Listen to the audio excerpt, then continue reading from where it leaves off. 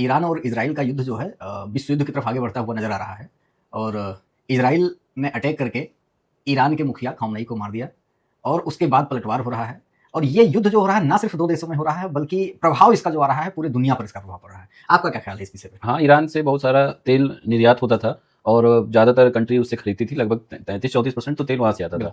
और दूसरी बात, जो स्टेट ऑफ हार्मोज है उसके रास्ते से बहुत सारे देशों से इधर आता था, बहुत सारे सामान आते जाते थे और उस पर भी रोक लगा दिया है। तो इससे बहुत ज़्यादा प्रभाव पड़ा है, पूरी दुनिया पे पड़ा है। गैस की और तेल की किल्लत हो रही है। और इसमें सबसे ज़्यादा जो देखा गया है, शुरुआत में देखिए जो युद्ध हुआ, इजराइल ने मारा, खामनेई मर गए। उसके बाद सोचे कि रिजीम चेंज कर देंगे, अमेरिका और तेल कब्जा कर, जैसे इराक में किए थे या वेनेजुएला में किए। तो वही सोचे थे, लेकिन वहाँ का जो जियोग्राफिकल और जो वहाँ का कानून व्यवस्था है वो सब देश से उल्टा है। और वो जब वो मर गए तो उसके बाद फिर ये लोग कहे कि हम रहे या ना रहे, लेकिन तुम लोग को रहने नहीं देंगे। तो जितने यूएस बेस हैं, आर्मी बेस, सब पे अटैक किया, आसपास के देशों में जहाँ पर भी हैं। और ईरान शिया कंट्री है और जितने भी सुन्नी कंट्री हैं उन लोगों को डराने के लिए भी, तुम लोग डरे भी रहो। जैसे सऊदी ईरान में बहुत दिनों से युद्ध चल रहा था शिया सुन्नी का, तो ये भी एक अटैक कर दे रहे हैं ताकि जितने सुन्नी कंट्री हैं वो हमसे डरे रहे, हाँ, कि ईरान ही बाप रहेगा।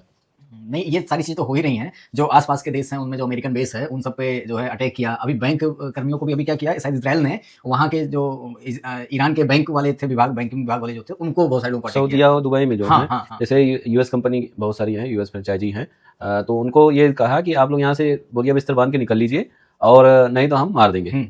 तो बहुत सारे लोग बंद करके भाग गए। और इसके अलावा डेटा सेंटर पर भी, मतलब बैंक पे, हाँ, डेटा सेंटर जो है अभी खाड़ी देशों में अमेजन का बहुत सारा डेटा सेंटर है और कैसे बहुत सारी कंपनियों के डेटा सेंटर हैं जो यूएस बेस्ड हैं। और उन सब पर भी ईरान ने कहा कि अच्छा तुमने हमारे, मतलब होता क्या था, जो अभी तक की खबर ये आई है कि इजराइल ने क्या किया, ये जो ईरान के लोग काम कर रहे थे इनका जो डेटाबेस था उस पर इजराइल ने अटैक किया और इनकी सैलरी नहीं गई, पूरा डेटा उड़ा दिया। तो सैलरी कहाँ जाएगी, कैसे, जब काम ही, मतलब पैसा ही नहीं रहेगा तो लोग काम क्या करेंगे। अब इजराइल इस स्तर पर उतरा था तो ईरान ने भी ये सोचा कि अच्छा तुम हमारे डेटा सेंटर पर अटैक करके हमारे कर्मचारियों को परेशान कर रहे हो, तो एक अल्टीमेटम दे दिया कि तुम लोग बैंकिंग सिस्टम से 1-2 किलोमीटर दूर रहना, अदरवाइज हम उड़ा रहे हैं, या तो यहाँ से चले जाओ सब बंद करके, तुम्हारे सारे डेटा सेंटर उड़ा दिए जाएंगे। मतलब इस स्तर पे युद्ध चल रहा है डेटा सेंटर, क्योंकि कहते हैं ना कि ये जो समय है वो तेल के बाद अगर सबसे दूसरी बड़ी कोई महत्वपूर्ण चीज है तो डेटा ही है। किसी भी देश का डेटा अगर आपके पास आ जाए तो आप उस देश का कुछ भी कर सकते हैं।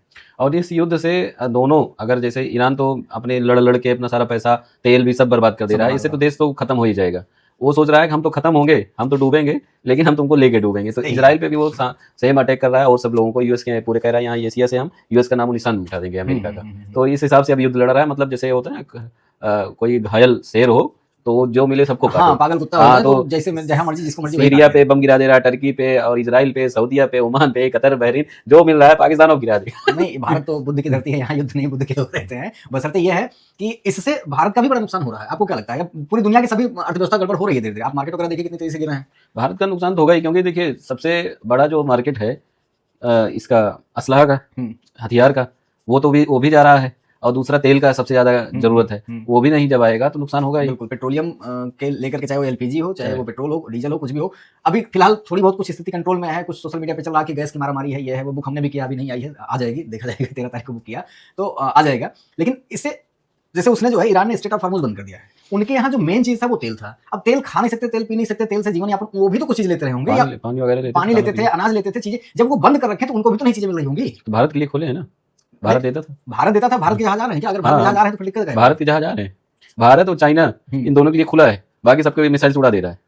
अच्छा, नहीं तो कई कौन से नारी करके कोई था, मयूरी नारी करके कोई जहाज था, तो वो बैंकॉक का था, बैंकॉक आ रहा था इंडिया। अच्छा, तो वहाँ के लोग सोचिए ये थाईलैंड का है, और थाईलैंड पे भी अमेरिका का ही प्रभुत्व है, तो उसको उड़ा दिए। और बाद में पता लगा वो इंडिया के लिए आ रहा था, ना। और उसका कहाँ का जहाज था जो भारत में ही आया था, उसके लिए युद्धाभ्यास के लिए आया था। ईरान का 4 जहाज था, यहाँ विशाखापट्टनम में आया था युद्धाभ्यास के लिए। उसके बाद जब वहाँ युद्ध चलने लगा तो मना किया गया कि आप लोग न जाइए। तो उसमें से कुछ महान योद्धा थे, वो कहे हम जाएंगे, हम जरूर जाएंगे। तो उसके बाद जब वो जाने लगे तो यहाँ भारत से लगभग 400 किलोमीटर दूर चले गए थे। अच्छा, इंटरनेशनल बॉर्डर से भी बहुत दूर थे।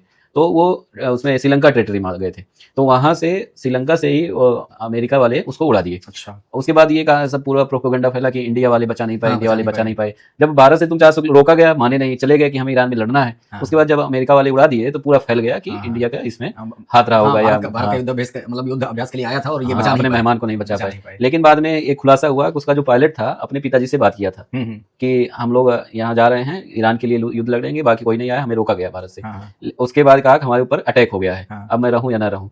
तो बाद में उसके पिताजी ने कहा कि इसमें भारत का कोई दोष नहीं। तो फिर जो मामला था सब उससे मट गया। अभी भी 3 जहाज हैं, अभी भी 3 जहाज यहाँ रुके हुए, जो रुके हैं वो सिर्फ वो कह रहे हैं हम ईद मना के जाएंगे, ईद ही मना के जाएंगे। सही बात है। अच्छा, विष्णु नाम से एक जहाज था, उसको उड़ा दिया। विष्णु नाम से पता नहीं अमेरिका का जहाज था कि कहाँ का था। अब्राहम लिंकन एक जहाज उनका सबसे बड़ा, उस पर भी फेक ये था, ये भी न्यूज था कि अब्राहम लिंकन जहाज पे मिसाइल ईरान ने मार दिया, उड़ गया, वापस जा रहा है। बाद में आया कि वो फेक न्यूज था। सोशल मीडिया पे फेक न्यूज का दौर बहुत तेजी से चलता है और फेक न्यूज खूब जल्दी से वायरल भी हो जाती है। और ये जो युद्ध है, अगर ये जल्दी युद्ध विराम नहीं हुआ तो ये पूरे देश दुनिया के लिए, ये सिर्फ 2-3 देशों का युद्ध नहीं रह जा रहा है, ये कहीं ना कहीं जाकर के पूरी दुनिया को प्रभावित कर रहा है। दोनों के युद्ध में हम बताएं आपको, दोनों के युद्ध में नुकसान तो थोड़ा बहुत होगा, लेकिन फ्यूचर के लिए भारत और रसिया के लिए सबसे ज्यादा फायदेमंद है। किस मुद्दे से, किस हिसाब से? एक तो अमेरिकन पूरा यहाँ से प्रभुत्व खत्म हो जाएगा, उसके बाद इजराइल का और ईरान का भी थोड़ा बहुत डाउन होगा, क्योंकि बहुत डाउन के गरीबी में चले जाएंगे। तो इस पे राज कौन करेगा? रसिया, ईरान पे और भारत। रसिया, चाइना और भारत, ये तीनों करेंगे, ये तीनों पूरे एशिया पे राज करेंगे, और इसमें फायदा भी है। तो हमारा जिसमें फायदा है हम उसमें सपोर्ट करेंगे। अच्छा, दूसरी चीज ये भी है कि अभी कुछ दिन पहले हम लोगों ने वीडियो बनाया था कि 2026 में जो भविष्यवाणियां होने वाली हैं, कोई बिजली गिरेगा महान नेता पे, वो भी सच साबित हुई। नास्ट्रेडमस की भविष्यवाणी जो थी कि 2026 में किसी महान नेता पर, दुनिया के किसी महान नेता पर, बड़े नेता पर आकाशीय बिजली गिरेगी। तो ये चीज सही होती हुई नजर आई कि खामनेई के ऊपर जो है आकाशीय बिजली गिर गई। ने क्या नाम था? नास्ट्रेडमस का भविष्यवाणी सत्य हो गई। और अभी तो ये शुरुआत है, अभी तीसरा महीना चल रहा है 2026 का। आखिरी 12वें महीने देखिए क्या क्या हो सकता है। नहीं, अब जैसे शुरुआत में ईरान बहुत सारे मिसाइल और ड्रोन से हमला कर रहा था, लेकिन अब धीरे धीरे वो कम होता जा रहा है, क्योंकि अब धीरे धीरे स्टॉक खत्म हो रहा है। अब तेल बेचेगा तभी पैसा आएगा, तो नया हथियार आएगा, तो उतना बेच रहा है जितना गिरा दे रहा है। अब रसिया इसमें माला माल हो रहा है। और क्या रसिया अभी, अच्छा, इन सब चीजों में अमेरिका की दादागिरी अलग ही चल रही है। वो कह रहा है कि जितने तेल समुद्र में तैर रहे हैं रसिया के, उसको पूरी दुनिया वालों को फ्री होल्ड कर दिया, सब लोग खरीद लो। मतलब क्या ही है, अरे वो तेल उसका है। नहीं, वो बैकफुट पे चले गए। अमेरिका पहली बार ये अमेरिका बैकफुट पे गया। वो ट्रम्प कल कहा कि जितने भी लोगों का नुकसान हो रहा है और तेल फंसा हुआ है स्ट्रेट ऑफ हार्मोज की वजह से, तो सब लोग अपना युद्धपोत वहां छोड़ जाओ और उसको खाली करवाओ, पूरा देश मिलकर। अच्छा, पूरी दुनिया मिलकर? हाँ, इनका मतलब अमेरिका के साथ सब जाके युद्धपोत स्ट्रेट ऑफ हार्मोज जो है खाली करवाए। हाँ, तो ये अमेरिका के सामने ये बहुत बड़ी चुनौती आ गई कि अब युद्ध तो शुरू कर दिया हमने, इजराइल के साथ मिलकर के, या इजराइल और अमेरिका मिलकर के युद्ध तो शुरू कर दिया, खत्म कौन करेगा? मुद्दे की बात ये है। अच्छा, उधर ईरान भी कह रहा है खत्म तो हमारे ही शर्तों पे होगा, जब हम चाहेंगे तभी खत्म होगा। नहीं, वो कह रहा है कि जो खत्म करने वाला था वो तो चला गया। हाँ, हम लोग जानते ही नहीं कुछ, सही बात से खत्म करें, हमें तो मारना ही आता है। खत्म करना हमने सीखा नहीं युद्ध को। तो ये बहुत सीरियस मुद्दा है कि युद्ध किसी भी समस्या का हल नहीं है। और जिस वजह से ये चीजें हो रही थी, वो वजह पता नहीं उनके पास परमाणु बम मिला कि नहीं मिला, या वो एक कहने की बात थी परमाणु बना रहा है, सिर्फ पीछे का मुद्दा यह था कि उस पे तेलों पर कब्जा करना था, जैसे वेनेजुएला पे कर लिए। तो जो भी बात रही हो, दुश्मनी तो जब खामनेई उस पे गद्दी बैठे थे तब से इजराइल और ईरान की दुश्मनी, उसके पहले दोस्त थे। अच्छा, उसके पहले ये इनका अपना जो रहता है राजदूत वगैरह सब एक उनके देश में था। और ईरान कहता था कि हमारे ये वेस्ट एशिया में, इस एरिया में सबसे अच्छा दोस्त जो है वो इजराइल है। अच्छा, ईरान इतना कहता था जब वो रजा पहलवी थे वहाँ के लीडर। उसके बाद जब उनका तख्ता पलट होता है, खामनेई आते हैं तो कहते हैं इसको भगाओ, ये दुश्मन है। अच्छा, यहूदी। और उसके बाद उसको हटा के फिलिस्तीन को ये अपना मेन मान लेते हैं कि फिलिस्तीन इजराइल कुछ नहीं है, हम इजराइल को देश ही नहीं मानते। तब से ये दुश्मनी चालू है। अब किसी ना किसी बहाने से लड़ते रहते हैं। अभी गाजा, हमास, कौन सा, इससे पहले कुछ हिजबुल्लाह, हमास, उसके बाद इससे पहले कुछ बमबारी हुई, तमाम चीजें हुई पिछले सत्र में। और ये सत्र अभी देखिए कहां तक ले चलता है। अभी रसिया यूक्रेन का युद्ध अभी मतलब बंद नहीं हुआ, वो चल रहा है। हाँ, वो किनारे चल रहा है, जो है बुझने नहीं पाते हैं। सबका देखिए आजकल सबसे ज्यादा डिमांडेबल है खनिज तत्व और तेल वगैरह।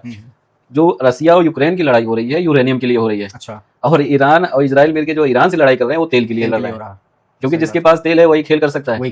तो सब वही लड़ा। वेनेजुएला में जो हुआ वो तेल के लिए हुआ, कि इराक में जो हुआ था वो भी सद्दाम हुसैन के बाद तेल के लिए हुआ था। तो जिसके पास ज्यादा तेल रहेगा, खनिज तत्व रहेंगे, वही राजा बन के घूमेगा। बिल्कुल। और वैसे आपका क्या ख्याल है इस युद्ध पर? जो भी विचार है आप कमेंट करके जरूर बताइएगा। मिलते हैं अगले किसी खास वीडियो में, तब तक के लिए धन्यवाद।